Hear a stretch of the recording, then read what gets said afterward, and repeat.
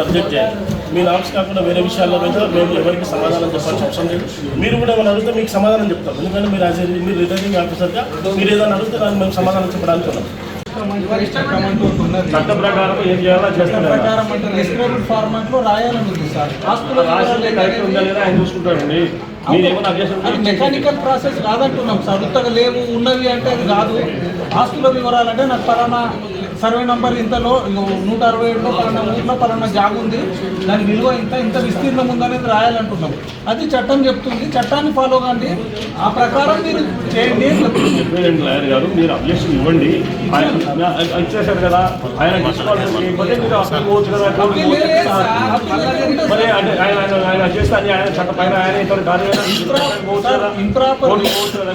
Improper rejection మీద appeal ఉంది.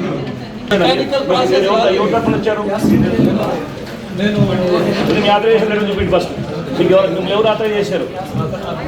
ఎవరు ఇవ్వండి, లెటర్ ఇవ్వండి. ఎవరు ఆథరైజ్ చేశారు? ఎక్కడ ఇచ్చారు? ఆథరైజేషన్ ఎక్కడ ఇచ్చారా? మిమ్మల్ని ఎవరు ఆథరైజ్ చేశారు? నాకు ఇవ్వండి ఫస్ట్.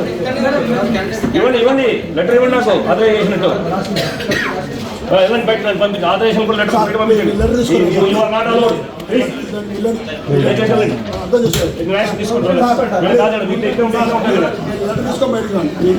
మీరు ఆథరైజేషన్ తీసుకొని మీ క్యాండిడేట్ రండి. చేయగలరు. Please take action. ఎవరు ఏం తీసుకుంటారు? నేను లాభకరం మాట్లాడుతున్నా. నువ్వు లాభకారం లోపల రావాలంటే నేను చెప్పేనండి. మీరు రాయరు, మీరు లోపల రావాలంటే మీకు ఆపరేషన్ కావాలి. మీరు ఆపరేషన్ లేకుండా లోపలికి వచ్చాడు. మీరు ఆపరేషన్ లేకుండా లోపలికి వచ్చాడు. వెళ్ళండి, బయటకు వెళ్ళండి. బయటకు రాసుకోండి.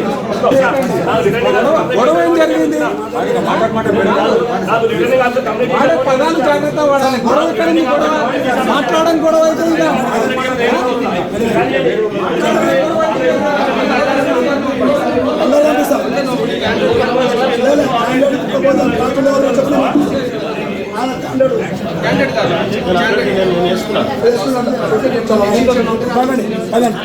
దయచేసి అందరూ చెక్ చేయండి.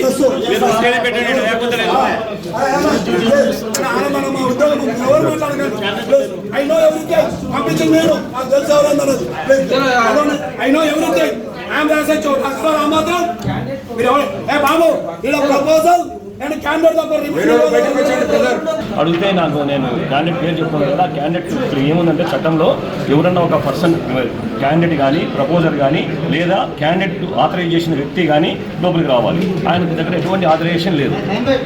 వితౌట్ ఆథరైజేషన్ వచ్చి కూర్చొని ఇక్కడ మాట్లాడుతాం. అందుకోసమే మేము ఖచ్చితంగా ఆథరైజేషన్ లేదు కాబట్టి మేము బయటకు వెళ్ళాల్సిన సమస్యలు ఏమన్నా అప్పుడు నింపుతాడు.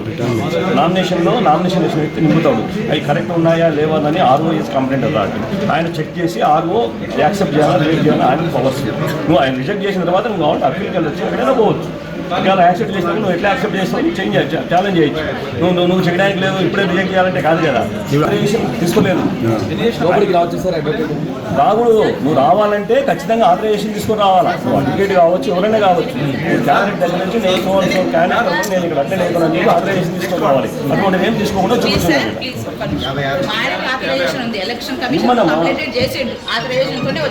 ఆథరైజేషన్ చూపిండి అమ్మా, చూపించండి. ఆథరైజేషన్ ఇస్తే ఖచ్చితంగా చేస్తాం. అట్లా కంప్లైంట్ కాదమ్మా. ఇక్కడ మీరు క్యాండిడేట్ కదమ్మా, నా తరఫున ఈయన అటెండ్ అవుతాడని రాసి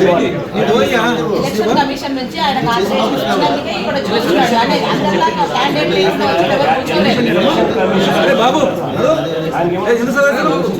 నేను అదే అడిగింది. నేను ఆథరైజేషన్ చూపించమని అడిగా. నేను ఆథరైజేషన్ చూపించమని అడిగా. ఆథరైజేషన్ క్యాండిడేట్ వాళ్ళకు ఎవరు ప్రపోజర్ ఉంటాడో వాళ్ళు వస్తారు. ప్రపోజరు ఎవరు వాళ్ళు కూడా అడుగుతారు. ఎవరు చెప్తుంది ఎవరు ఉన్నారో అడుగుతారు. అది ఎవరు లేరు మా వాళ్ళు ఎవరు లేరు మా అందరూ మీ మౌనరు పబ్లిక్ ఉన్నారు. వాళ్ళకి ఎవరు వచ్చినా చట్ట ప్రకారమే మేమేం మాట్లాడుతున్నాం అనవసరంగా. మేము ఉన్న చట్ట ప్రకారం చేయమని చెప్తున్నాం. అనవసరంగా ఎందుకు ఏం చేయాలి? చట్ట ప్రకారం ఆయన చూస్తే యాక్షన్ తీసుకుంటాడు. చెప్పేనండి ఆయన యాక్షన్ తీసుకుంటాడు. ఆయన చేసిన తప్పు ఆయన ఎవరు బెదిరించారు? మీరు ఎవరు బెదిరించలేదు. మేము రూల్ ప్రకారం వెళ్ళమని చెప్పినాం.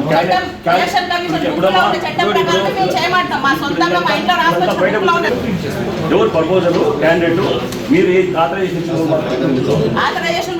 చూపించమ్మా. ఆయన చూపించమని ఎదురు చూపించకుండా పోయింది. మరి ఆథరైజేషన్ చూపించండి. చూపించండి చూపిస్తే ఆయన చూపించమని పోలీసు వాళ్ళకు చూపిస్తే పంపిస్తారు లోపలికి. చూపించండి అమ్మా. చూపిస్తే తీసుకుంటాం లోపలికి. మామ్నార్ మున్సిపల్ కార్పొరేషన్ సంబంధించిన స్కూట్నీ ఈరోజు మొత్తం కూడా పెద్ద ఎత్తున మొత్తం 60 డివిజన్లకు సంబంధించిన వాళ్ళు మొత్తం రావడం జరిగింది. స్కూట్నీలో ఏదైతే పట్టణంలోని 49వ డివిజన్ సంబంధించి కొద్దిగా ఇష్యూ జరిగింది. దీనికి సంబంధించి మాట్లాడడానికి మనతో చెలగాలి రాఘవేందర్ ఉన్నాడు. అసలు ఏం జరిగింది, ఎందుకు ఆయన ఆబ్జెక్షన్ చేసిండు అనే దానిపైన మాట్లాడదాం. రాఘవేందర్ గారు చెప్పండి, ఎందుకు ఆబ్జెక్షన్ చేయడం జరిగింది? 49 డివిజన్లో ఏం జరిగింది అసలు? 49 డివిజన్లో ఏ ప్రసన్న ఆనంద్ కుమార్ గౌడ్ అనే ఒక మహిళ నామినేషన్ వేయడం జరిగింది.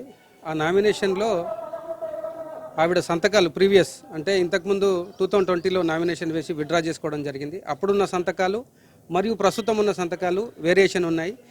ఈ సేమ్ కంప్లైంట్ అంటే బిఫోర్ దిస్ నామినేషన్ ప్రాసెస్కు ఒక 6 months బిఫోరే ఎలక్షన్ కమిషన్లో డియోలోట్ కింద కంప్లైంట్ లాడ్జ్ అయింది. యాక్షన్ కూడా ఎలక్షన్ కమిషన్ తీసుకుంది. ఇప్పుడు వచ్చేసి ఇంప్రాపర్ యాక్సెప్టెన్స్ కిందగా రిటర్నింగ్ ఆఫీసర్ మరియు ఎలక్షన్ కమిషన్ ఆఫ్ ఇండియా గారికి కూడా ఉదయం కూడా కంప్లైంట్ చేయడం జరిగింది. రెండోట్లు ఉండడం అనేది RP act section 17, 18 and RP act 31 ప్రకారము క్రిమినల్ చర్యగా కేసు నమోదు చేయాల్సిన అవసరము ఆర్డీఓ గారి పైన ఉంది. ఆర్డీఓ గారు సెక్షన్ 18 ప్రకారము ఓటును డిలీట్ చేశారు. కానీ సెక్షన్ 31 ప్రకారం క్రిమినల్ కేసు పెండింగ్లో పెట్టిండు because of some political pressure. RDO గారితో నేను చర్చించడం జరిగింది, కలెక్టర్ గారితో కూడా మాట్లాడడం జరిగింది. ఖచ్చితంగా యాక్షన్ తీసుకుంటామని వారు మాకు మాట ఇవ్వడం జరిగింది. ఖచ్చితంగా తీసుకోవాల్సిందే. అదర్వైజ్ వీళ్ళందరినీ కలిపి పార్టీ చేస్తూ సెక్షన్ 125A కింద ఇంప్రాపర్ యాక్సెప్టెన్స్ ఒకవేళ ఆర్ఓ గారు ఈ నామినేషన్ యాక్సెప్ట్ చేస్తే 6 నెలల జైలు శిక్ష రిటర్నింగ్ ఆఫీసర్ గారు కూడా పడుతుందని ఆర్పీ యాక్ట్ ప్రకారం చట్టాలు చెప్తున్నాయి. ఇది చలవగల రాజుతో పాటు చట్టంలో ఉన్నదే నేను చెప్తున్నాను. కాబట్టి ఇంప్రాపర్ యాక్సెప్టెన్స్ కింద ఆర్ఓ గారి మీద కూడా మేము క్రిమినల్ చర్యలకు కానీ అడ్వకేట్ లేకుండా మీరు వచ్చారని చెప్పేసి కూడా ఆథరైజ్ అడ్వకేట్ కాపీ రెడీగా ఉంది. కాకపోతే సెక్షన్ 36 కింద ఆర్పీ యాక్ట్ ప్రకారం అడ్వకేట్ కెన్ అలో, కాకపోతే వీళ్ళకి తెలియదు కాబట్టి వాళ్ళు తెలియని చర్యగా అధికారులకు పూర్తి అవగాహన లేదు, ట్రైనింగ్ కూడా సరిగ్గా ఇవ్వలేదు. కాబట్టి వాళ్ళు ఓన్లీ పొలిటికల్ ప్రెజర్కు భయపడి వాళ్ళు ఇట్లాంటి తప్పుడు కార్యక్రమాలు చేస్తున్నారు. ఖచ్చితంగా మేము అన్నిటి మీద లీగల్గా మేము ముందరికెళ్తాము. ఇమ్మీడియట్గా ఇక్కడున్న మున్సిపల్ కమిషనర్ మీద కంప్లైంట్ చేస్తే ఎలక్షన్ కమిషన్ కంప్లైంట్ చేయబోతున్నాము. ఆయన ఒక్కటే పార్టీకి సంబంధించిన వ్యక్తిగా ఆథరైజేషన్ తీసుకొని వచ్చినట్టు వ్యవహరిస్తున్నాడు. ఖచ్చితంగా ఈ రామాంజుల రెడ్డి గారికి ఖచ్చితంగా చట్టపరమైన చర్యలు తీసుకుంటాం ఆయన పైన. కానీ ప్రజాంతిగా ఇప్పుడు ఏదైనా మీరు 49 డివిజన్లో ప్రసన్నకు సంబంధించిన దాంట్లో ఏదైనా తప్పిదాలు చూసారా, ఏదైనా ఉన్నాయా అసలు? అసలు ప్రసన్న గారు పోటీ చేయడానికి అనర్హురాలు. ఇది మేనేజ్మెంట్ వ్యవస్థ నడుస్తుంది. కాకపోతే ఎలక్షన్ కమిషన్ అయితే యాక్షన్ తీసుకుంది. మరి ఇప్పుడు ఆర్ఓ గారు ఏం చేస్తారనేది మనం వెయిట్ చేయాలి. ఇప్పుడే కంప్లైంట్ లాడ్జ్ చేసినాము. అఫీషియల్గా ఎలక్షన్ కమిషన్ ఆఫ్ ఇండియాకి, స్టేట్ ఎలక్షన్ కమిషన్కి, ఇక్కడున్న గౌరవ మహబూబ్నగర్ జిల్లా collector and district election officer గారు మరియు RDO returning officer and electoral registration officer of Mahabubnagar గారు మరియు మున్సిపల్ కమిషనర్ గారికి అఫీషియల్గా ఈమెయిల్ కంప్లైంట్ ఉదయం 10:30కి చేయడం జరిగింది. వారు ఏం చేయాలి తప్పుదో వాళ్ళకి ఏం చేయాలి అర్థం కాని స్థితిలో వాళ్ళు చాలా ఇబ్బందులు పడుతున్న పరిస్థితి ఉంది. 49వ డివిజన్లో ఒకే పార్టీ నుంచి చలవగాలి రాఘవేందర్ కావచ్చు, ఆనంద్ కుమార్ గౌడ్ ఫ్యామిలీస్ మొత్తం కూడా నామినేషన్ వేయడం జరిగింది. నామినేషన్ స్కూట్నీ తర్వాత ఎవరు ఉండబోతున్నారు? పార్టీ బీ ఫామ్ మీద ఎవరు? అది కాంగ్రెస్ పార్టీ నిర్ణయిస్తుంది. కాంగ్రెస్ పార్టీ బీ ఫామ్లు 3వ తేదీ 2:30 వరకు డిసైడ్ చేస్తుంది కాబట్టి ఆ పార్టీ విషయాలు నేను వెల్లడించలేను కాబట్టి పార్టీ అధిష్టాన నిర్ణయానికి కట్టుబడి ఉంటాను. కాకపోతే వ్యవస్థలో జరుగుతున్న ప్రతి లోపం మీద చలవగల రాఘవేంద్రరాజు పోరాడతాడు. అది ఈ పార్టీ ఆ పార్టీ లేకుంటే వాడావిడా అనేది నేను చూడను. ఖచ్చితంగా లోపాల మీద నేను ప్రశ్నిస్తూనే ఉంటాను. ఒకవేళ పార్టీ తరఫున బీఫామ్ ఇయ్యని పక్షంలో చలవగాలి రాఘవేందర్ నిర్ణయం ఎలా ఉండబోతుంది? అది 3 తారీఖు వెల్లడిస్తాను. పోటీలో ఉండబోతున్నారా లేకపోతే అధిష్టానం చెప్పినట్లు విడ్డ్రా అవుతారా? Party will decide. పార్టీకి నేను ఎప్పుడు కట్టుబడి ఉన్నాను. 10 ఏళ్ళు నేను గవర్నమెంట్ పాత అరాచక పాలన మీద నేను పోరాడి ఉన్నాను.